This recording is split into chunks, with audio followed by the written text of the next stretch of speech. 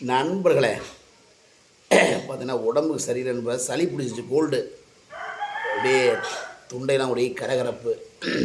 அதனால தான் காலங்காலத்தில் சுக்குமல்லி காப்பி குடிக்கிறேன் நண்பர். சுக்குமல்லி காப்பி சுட சுட சுக்குமல்லி காப்பி.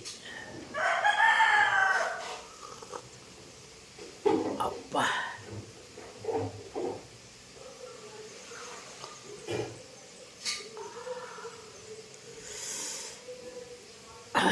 நல்லா பனங்கற்கண்டு போட்டு குடிக்கிறேன் நண்பர்கள. இது தொடர்ந்து குடிச்சு வந்தால் சளி வந்து அப்படியே கரையும். ஆமாம்,